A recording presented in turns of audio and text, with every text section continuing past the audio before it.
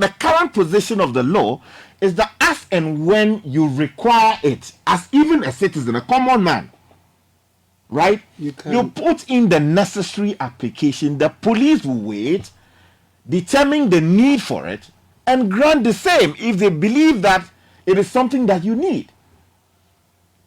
There have been people who have been rushed through traffic because for some reason maybe they are dying or they need to attend to an emergency, blah blah. The police weigh the consequences of the request you have made, and once it falls within the what do you call it? I don't want to use the word exception. The broad framework allowed for use by people not categorically stated in the law, they would allow it. So the president uses the vice president, you have the speaker, the chief justice, and in some cases ministers. And MPs in some cases when they need it, you call on them and it is provided. So I don't know why, and I respect the Honorable Haruna Idrisu so much, and I get the point he makes about the speaker being high-ranking, the chief justice, and so they should be granted. But the attempt to use that as a shield and now smuggle MPs in, it's completely unacceptable and it's objectionable. Because if MPs were reading the temperature of this country, they were alive to the difficulties of the Ghanaian today.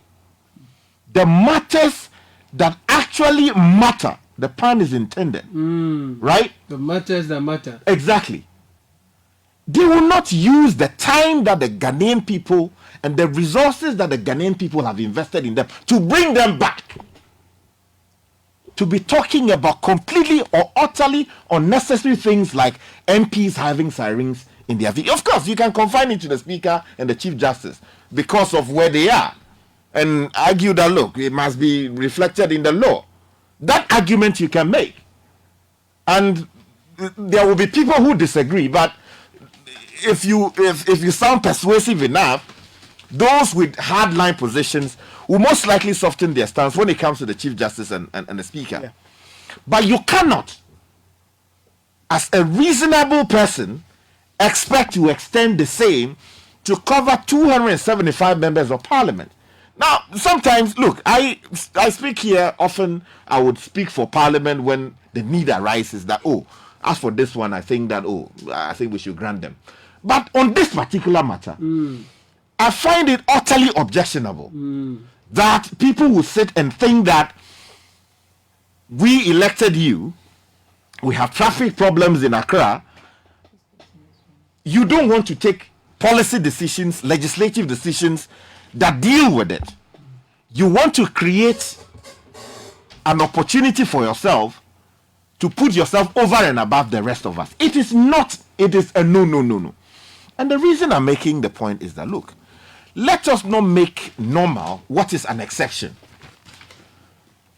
People using these things is to deal with an exception. When the Honorable Haruna Idrisu was speaking, our presidents don't die every day. It was a one-off development, which we all regret.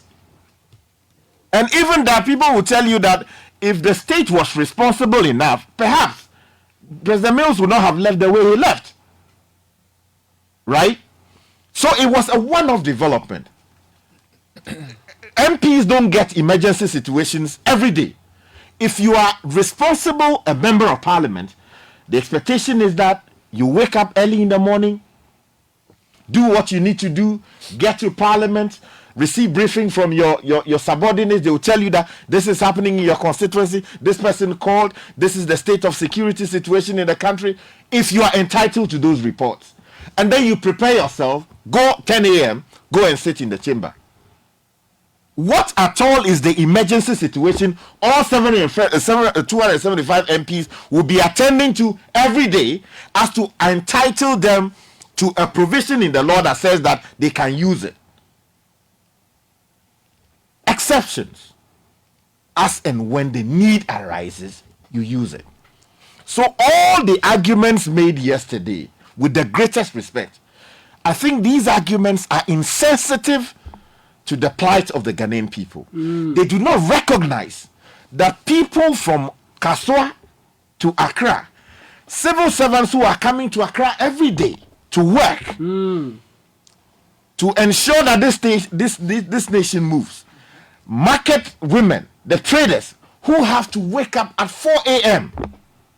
to come to Accra, endure the horrifying traffic situation on that stretch. From the, what do you call it? The Community 25. Oh, bro. People burn fuel in traffic needlessly because our MPs have failed to address the bottlenecks that allow those things to go on. Kids wake up at 3 a.m. in some cases. They have schools in Accra. They have to follow their parents, sit in the same vehicle with them. Some, they are changing them, they are dressing them up in the vehicle. Giving them breakfast in the vehicle. They are doing their homework in the vehicle. Oh my God. Because perhaps the schools in their locality are not fit for purpose. Yeah. You understand? These are things that MPs should engage themselves with and say, look, let us work to address these problems. You have not addressed them. You want to sit in comfort.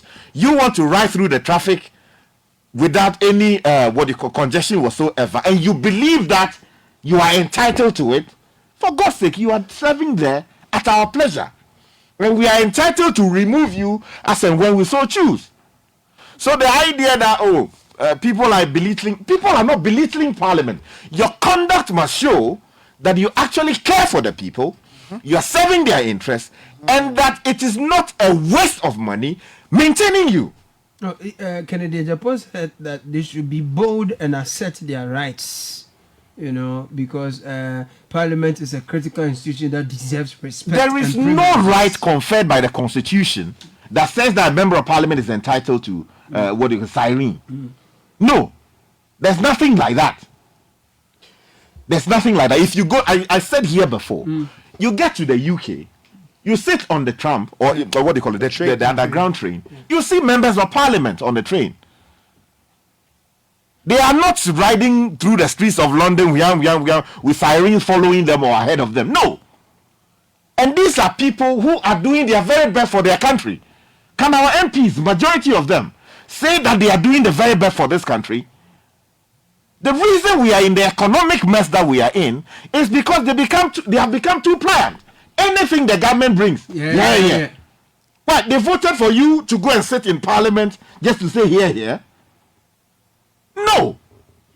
Your job is to get a toothpick, look through the documents, determine where you believe that they are in the interest of your people, determine where they are not in the interest of your people, and canvass that position, hoping that you get the support of the majority of your people in order to reject it or accept it.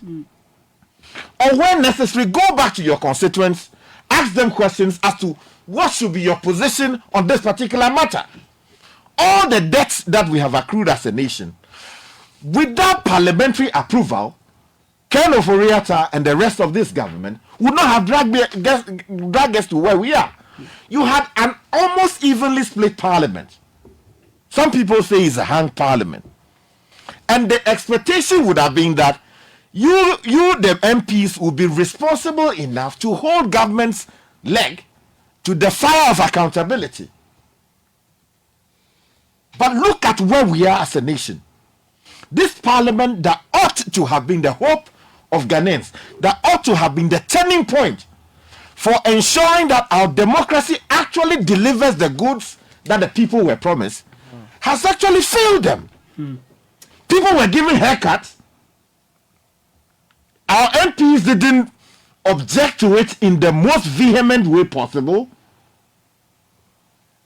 Old pensioners, you see them in their sorry state in front of the Ministry of Finance, picketing, begging for money that they had worked for so many years, savings that they had made, hoping that in their most difficult situation they will be able to go to hospital and receive the care that they need. The National Health Insurance Scheme has become a system that is actually not working the way it has got to work. While it serves some purpose, majority of the time, people go to the hospital, they tell you, wait there and cover. Sky, I'm going to... No, hold on. I just want to... So, if you look at that situation, there has got to be a certain sense of responsibility on the part of the MPs to realize that these are issues we have to address. In fact, if you address these issues reasonably, and you say that, oh, we have done our best, and we are hoping that if you give us A, B, C, D, we can do more, then we will be talking. Right. But you have not done this. Everything is in shambles. The government performance, bazaar. And you want more privileges. And you want more privileges. I get it. Please go back and reassess yourself.